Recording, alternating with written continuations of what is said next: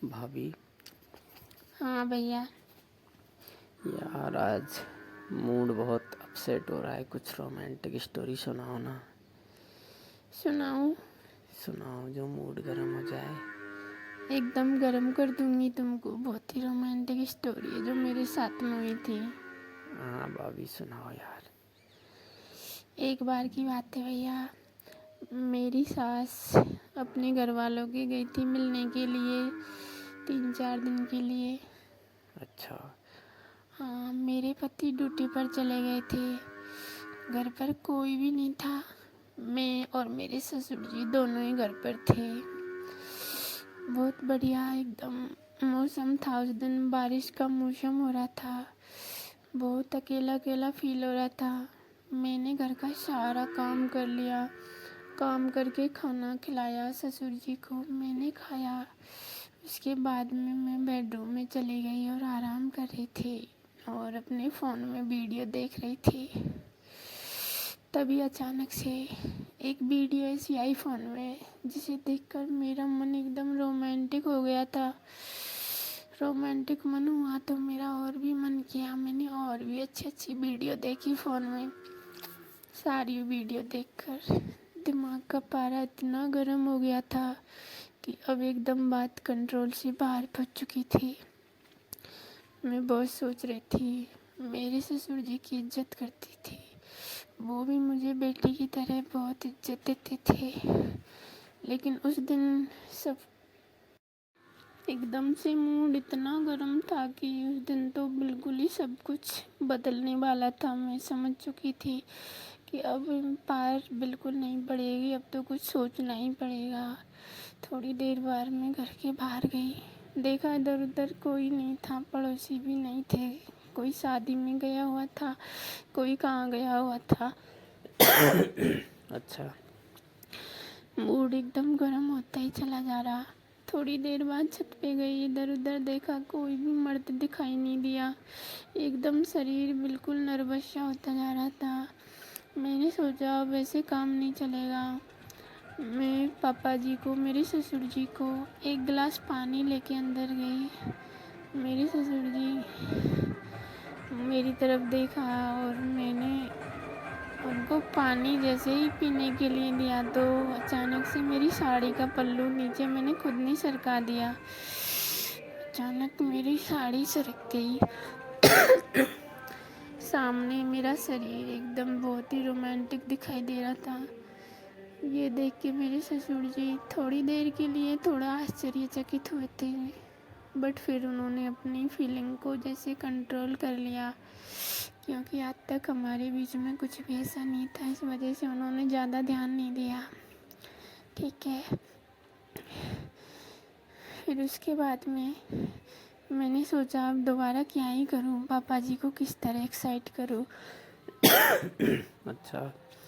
हाँ, फिर दोबारा मैं पोंछा लेके गई, रूम में पोंछा लगाने लग गई। धीरे धीरे पोंछा लगा के जैसे ही मैं नीचे को झुकी, ससुर जी ने मेरा कुछ ऐसा दिखाई दिया मेरे शरीर में कि देख के एकदम आकर्षित से हुए थे। मेरा ध्यान उनके शरीर पर था।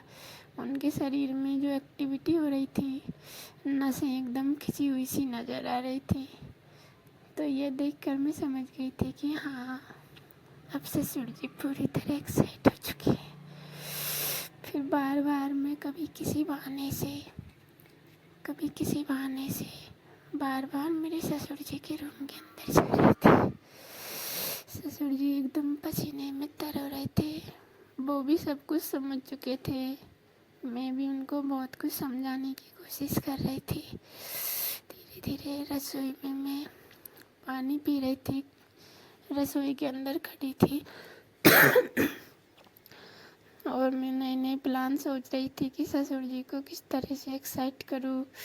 और पानी का गिलास जैसे ही मैंने मुंह में लिया, पानी पीने की सोची, अचानक से मेरे ससुर जी पीछे से आए और मुझे कस कर पकड़ लिया एकदम से। और उनकी नसें टाइट थी शरीर की और मेरे जो टच हो रही थी, तो मैं सब कुछ महसूस कर पा रही थी। मुझे बहुत अच्छा लगा। मैंने कुछ नहीं कहा। मैंने कहा पापा जी आराम से प्लीज़। बस इतना सुनते ही इजाज़त की मेरे ससुर जी इंतज़ार कर ही रहे थे। मुझे उन्होंने गोद में उठाया, गोद में उठाकर बेडरूम में ले गए। बेडरूम में ले जाकर मुझे बेड पर पटक दिया। मैं खुश भी थी, थोड़ा अंदर से घबराई हुई थी। ससुर जी जिनको हमेशा पिताजी की तरह इज्जत दी है, तो पता नहीं आज क्या ही सोचूं। बट कुछ नहीं है, सब कुछ नॉर्मल सा लग रहा था। अच्छा। हाँ, क्योंकि मैं पहले से एक्साइट थी ना, तो इस वजह से मुझे सब कुछ नॉर्मल था। मैं सीधी पैर करके लेटी रही। मेरे ससुर जी ने अपने रूम की कुंडी लगा दी। फिर कुंडी लगाने के बाद में वो मेरी तरफ आए। मैं घूंघट करके करवट लेके सो रही थी।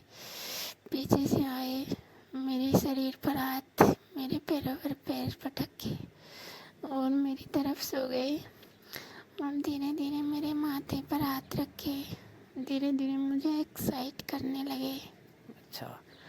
हाँ, ससुर जी बहुत ही एंजॉय कर रहे थे, मैं भी बहुत अच्छा फील कर रही थी।